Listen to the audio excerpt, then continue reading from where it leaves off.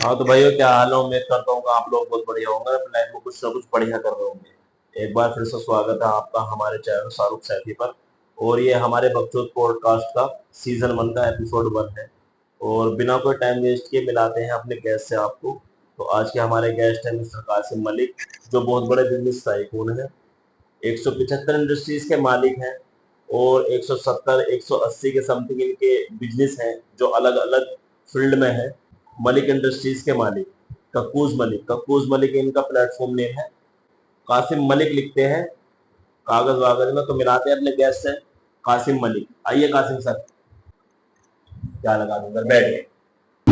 तो जैसे कि मैं आपको पहले ही बता चुका हूँ कि कासिम भाई बहुत बड़े बिजनेसमैन हैं। 170 से 75 बिजनेस रन करते हैं ये। तो बहुत बड़ा नंबर होता है ये बिजनेस में। और मतलब कि हर चीज में नाम है इनका। तो कासिम भाई थोड़ा बताएं हमारे दर्शकों को अपने बारे में कि आपके ये बिजनेस क्या क्या है, किस किस तरीके के बिजनेस हैं आपके, जो 170 75 बिजनेस आप रन करते हैं। तो उन बिजनेसेस में क्या क्या आते हैं, तो थोड़ा हमारे दर्शकों को बताएं अपने बारे में। तो भाई ज़्यादा तो नहीं बता पाऊंगा। दो तीन कंपनियों का नाम बताया था आपको, जैसे कि अपना ये टेलीकॉम हुआ, अपना केमिकल की फैक्ट्रीज हैं, और टेक्सटाइल्स का बिजनेस है अपना, और अपनी कुछ इंडस्ट्रीज है, ऐसी दो चार हैं। जैसे कि कासिम भाई आपने बताया है अभी कि आपके जो भी बिजनेसेस हैं, आपने भी हमें बताया कि आपके इंडस्ट्रीज हैं, आपका टेक्सटाइल का बिजनेस है, आपका टेलीकॉम का बिजनेस है। पर ये सब ठीक है। पर जो मैंने रिसर्च किया है आपके बारे में, मुझे पता चला है कि आपका ऑयल कंपनी का भी बिजनेस है। आपकी ऑयल कंपनीज हैं, और जितनी भी गल्फ कंट्री हैं, जैसे कि कतर है, कुवैत है, ईरान है, इराक है, सीरिया है, दुबई है, अरब है, इसमें आपके तेल के कुएं हैं। ऐसा मतलब कि है, इसमें कितनी सच्चाई है, हमारे दर्शकों को थोड़ा बताएं। देखिए, जो आप बता रहे हैं बात, उसमें आधा सच है और आधी जो है अफवाहें हैं। अफवाहें होती रहती हैं। मैं बताना चाहूँगा, ये जो तेल के कुएं हैं ये दरअसल हमारे लिए थे। हमारे कुछ गल्फ कंट्रीज में दोस्त हैं दो चार, तो उन्होंने मुझे एज ए गिफ्ट के तौर पे ये दिए थे। तो ऐसा नहीं है कि सारे 75 के जो 70 को आप बता रहे हैं वो किसी एक ही पर्टिकुलर दोस्त ने दिए हैं, ऐसा नहीं है। किसी ने 4 दिए, किसी ने 5 दिए, किसी ने 10 दिए, किसी ने 15 दिए। तो इस तरीके से जो टोटल नंबर निकल के आता है वो 70 to 75 के अराउंड आता है निकल के। तो यही है। नहीं कासिम भाई, जैसे कि आप बता रहे हैं कि आपको वो गिफ्ट दिए जी। आपके फ्रेंड्स ने, जो आपके गल्फ कंट्रीज में अच्छे दोस्त हैं, उन लोगों ने आपको वो गिफ्ट किए।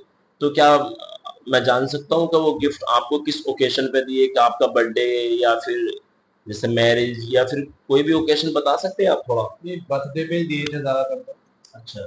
जी। अच्छा, अच्छा। यानी कि आप ये कहना चाह रहे हैं कि जितने भी 72 या 75 जितने भी आपके ऑयल के कुएं थे, वो सब आपके जितने गल्फ कंट्रीज में दोस्त यार दोस्त हैं, जो किंग है वहां के, उन लोगों ने आपको ऐसे गिफ्ट दिए थे।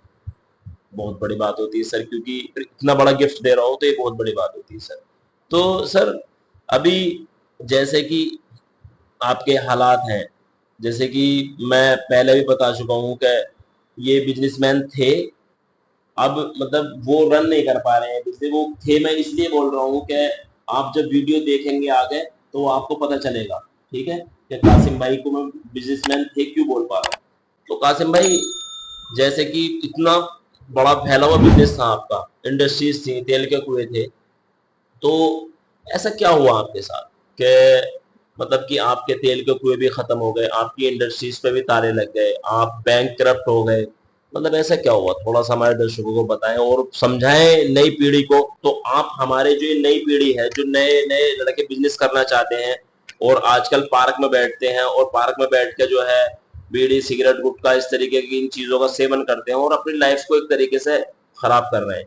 तो उन लोगों को आप क्या कहना चाहेंगे कि वो आगे किस तरीके से अचीव करें बिजनेस को, और ऊपर मुकाम पे पहुंचे, और क्या करें वो ऐसा जो आपने मतलब किया, थोड़ा खुल के बताएं।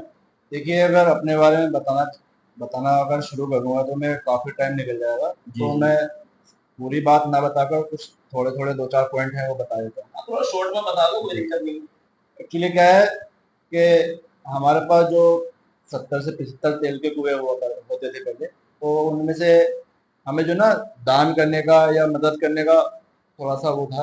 हाँ, तो मतलब थोड़ा शौक था शौक आपको। था हमें मदद करने का। तो क्या हुआ, जी। तो हमने जहाँ मतलब जब जहाँ जहाँ हमने गरीबी देखी, जहाँ जहाँ हमें लगा कि हाँ हमें मदद करनी चाहिए, तो मदद के तौर पे हमने उन्हें मदद की। तो तकरीबन ऐसी 25 देश हैं, 25 देश में से 23 देश ऐसे हैं जिन्होंने जिन देशों को हमने मदद के तौर पे अपने कुछ दिया, कुछ ना कुछ दिया। बाकी जो 2 देश हैं, एक अपना ये यूएसए हुआ और एक अपना रशिया हुआ, तो इन्हें हमने कर्जे के तौर पर अराउंड 15 से 20 हजार करोड़ का कर्जा दे रखा है। कासिम सर, आप ये कहना चाह रहे हैं कि आपको मतलब कि दान करने का बहुत शौक था और आपने बांटा ही है, मतलब जितना भी आपके पास आया आप बांटते चले गए, लोगों को देते चले गए।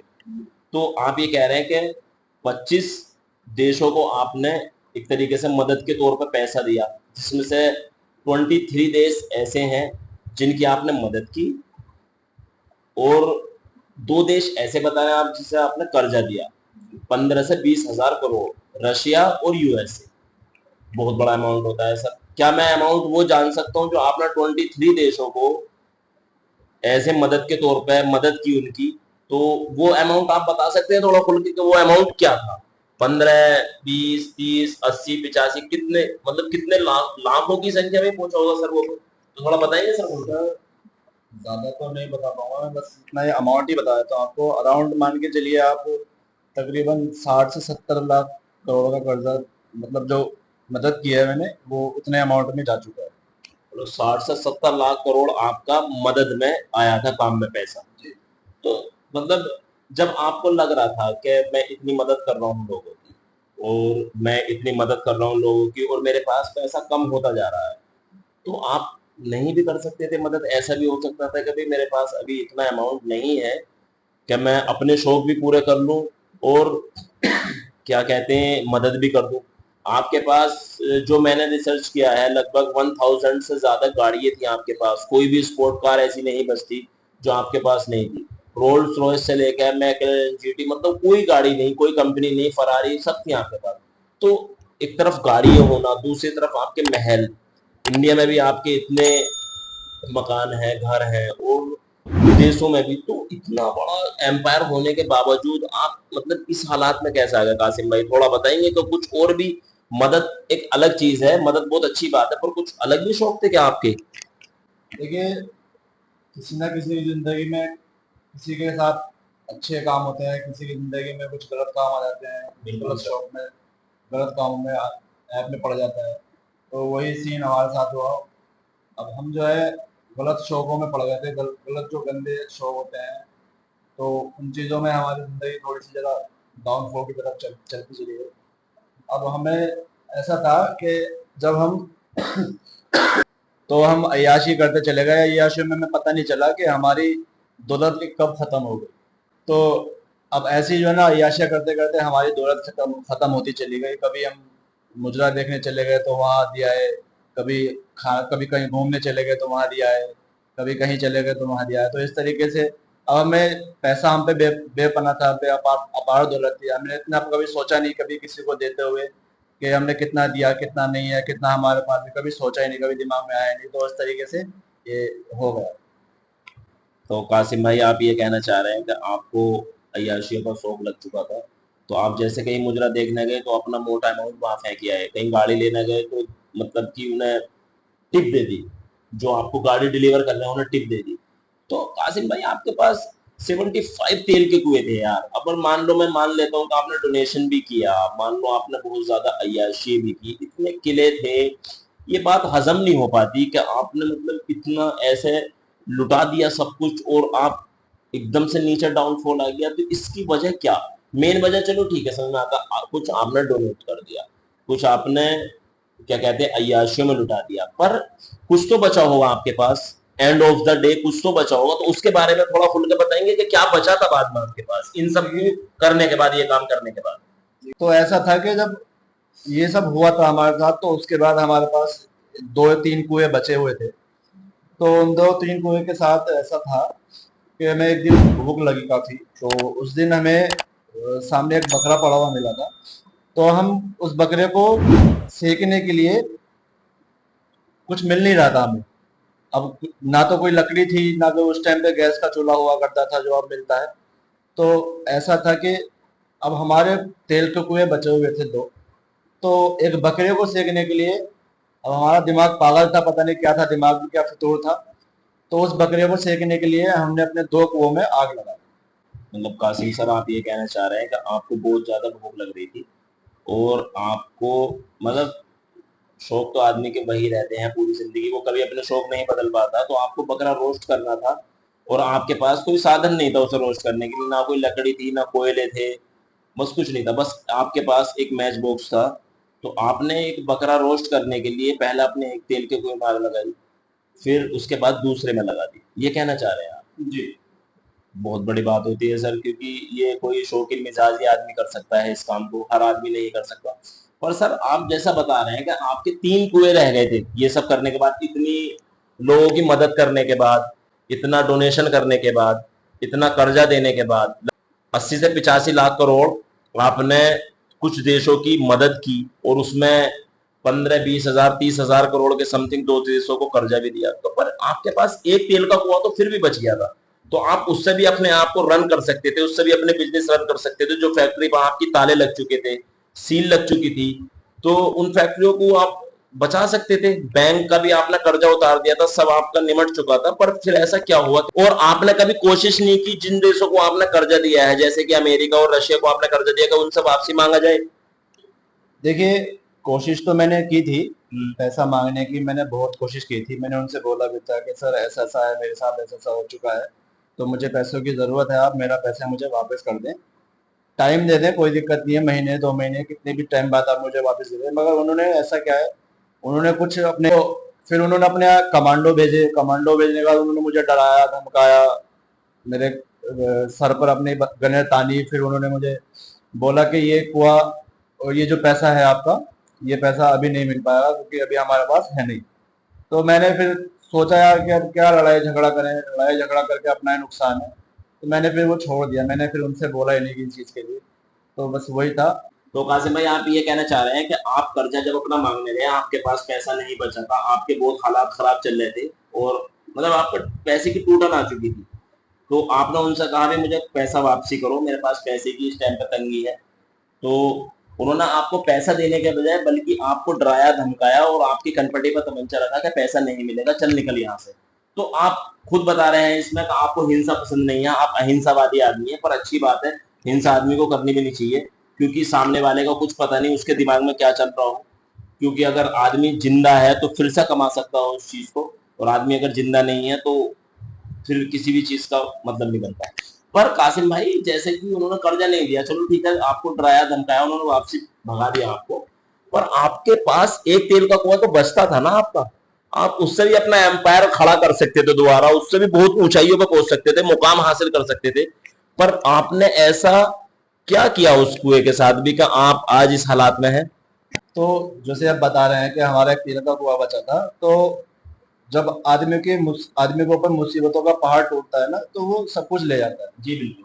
तो ऐसा ही हमारे साथ हुआ, हमारा जो एक लास्ट तेल का कुआ बचा था, तो उस कुएं के साथ ऐसा हुआ था कि वो, जब हमें ज़रूरत थी, पैसों की बहुत ज़रूरत थी, हमने लोगों से मांगे पैसे, उधार मांगे, किसी से कुछ मांगा, किसी से कुछ मांगा, तो किसी ने सबने हाथ खड़े कर दिए। लास्ट में हमारी एक हमारा कुआ ही बचा था। तो जब हम उस कुएं की तरफ अपने जा रहे थे, तो हमने वहां जाकर देखते हैं हम कि जो कुआ था, वो कुआ भी हमारा सूख चुका था। मतलब आप ये कहना चाह रहे हैं कासिम भाई कि जब आपका मुसीबतों का दौर आया, आपको जिस देश को आपने कर्जा दिया उस देश ने कर्जा देने के लिए मना कर दिया, उन्होंने आपको पैसे वापस नहीं करे, दूसरा आप बकरा रोस्ट करके खा लेते हो कुओं में, और आपके मतलब हालात खराब ही चल रहे थे, तो उस दौरान जब सब कुछ आपका लुट टुट चुका था, आप पे पैसे की तंगी आ चुकी थी, तो आपका जो एक तेल का कुआं बचा था जब आप उसके पास पहुंचे तो वो भी सूख चुका था। तो यही होता है कासिम भाई, जब आदमी किसी चीज की कदर नहीं करता है, चाहे वो रिश्ते हो, चाहे वो कारोबार हो, चाहे वो पैसा हो, चाहे वो यार दोस्त हो, अगर कोई आदमी किसी चीज की कदर नहीं करेगा तो वो चीज भी उसकी कदर नहीं करती है।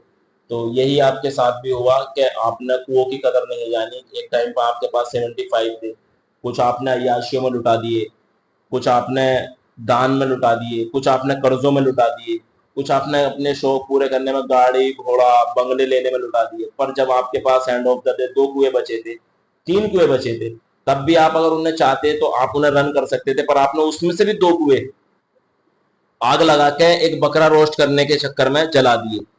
तो यही होता है सर, वो आखिरी वाला तो सूखना ही था, ये आपके साथ कर्मा था। तो कासिम भाई, अभी आपका लाइफ स्टाइल कैसा है? अभी आप अपनी जिंदगी व्यतीत करने के लिए क्या करते हैं? क्या अपने लाइफ स्टाइल को रन करने के लिए करते हैं? क्योंकि आपके शौक तो आज भी वही हैं, नवाबों वाले। तो आप ऐसा क्या करते हैं आज कल जो आपके शौकों को पूरा कर पा रहा है? हमारे दर्शकों को थोड़ा बताएं। देखिए, जो हमारे शौक थे वो आज भी बरकरार हैं। शौक कभी मरता नहीं है आदमी का, ज़्यादा तक पीछा नहीं छोड़ता। हमारा जो एक शौक हुआ करता था, हम मुजरा देखने जाते थे, जी जी। तो वो शौक हमारा आज भी है। अब हम जो है टैक्सी चलाते हैं, सुबह में हम कमाते हैं, रात को मुजरे पे जाके उड़ा देते हैं। तो यही चल रहा है बस। मतलब कासिम भाई, आप ये कहना चाह रहे हैं कि आप दिन भर कमाते हैं और रात को ये आशियों में आज भी उड़ा देते हैं, क्योंकि वही है, आदमी का जो बचपन से शौक लगा हुआ होता है वो कभी खत्म नहीं हो पाता। तो आपका मुजरा देखने का शौक था, तो आज भी आप टैक्सी चलाते हैं और टैक्सी चलाने के बाद जो पैसा कमाते हैं वो मुजरे में उड़ा देते हैं। तो कासिम सर, जैसे कि आप बहुत बड़े मुकाम पर थे, आपके पास आप बिजनेस टाइकून थे, इतनी इंडस्ट्रीज थी आपकी, इतने तेल के कुएं थे, इतना बिजनेस था।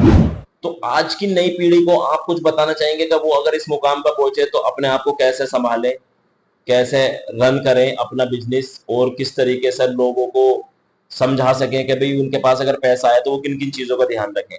देखिए, बताना चाहूँगा, जैसे भी आपने एक बात बताई थी कि जो पार्क में बैठकर बीड़ियाँ पीते हैं, गुटखे खाते हैं, वहीं टाइम पास करते हैं, तो इन जैसे लोगों में क्या होता है, इन जैसे लोग कभी पहले बात तो सक्सेस हो नहीं पाएंगे, क्योंकि इन लोगों के जो दिलों में जो है ना, वो जलन काफी है। अच्छा। लोगों के प्रति जो ना घृणा काफी है। तो जिनके जिसके दिल में जलन होती है, मैल होता है, वो कभी सक्सेस नहीं हो पाता है।